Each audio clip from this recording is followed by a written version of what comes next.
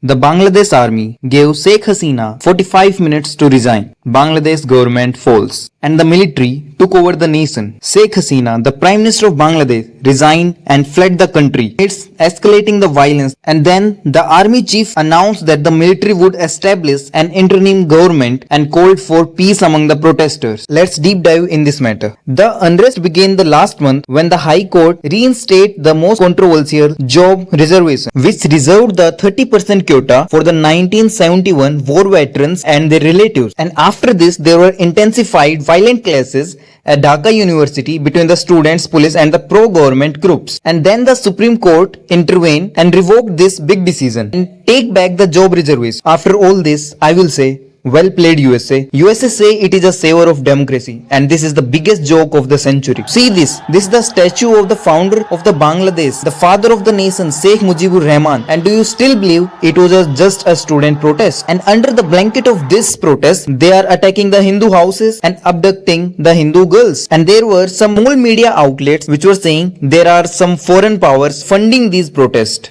And I will not be shocked to say this, that all this is to counter India, as no country can be developed without a peace in its neighbor.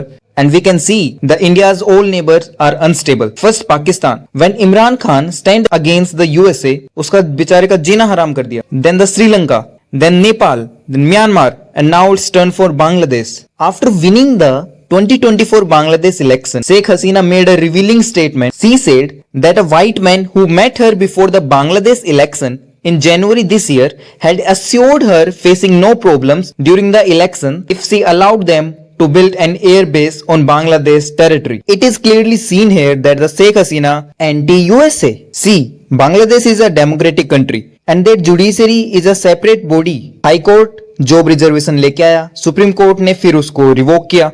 इसमें हसीना का कुछ support था ही नहीं, but फिर भी people start saying her dictator and asking for her resign. Slowly, these protests leading to widespread violence and destruction. And this violence has reached its peak because that's why Sheikh Hasina had to flee from her own country. And there were unconfirmed reports that say that more than 2,000 people have died. As we can also see, there were protesters who have entered into the Prime Minister residence and they were vandalizing the whole residence. Well played.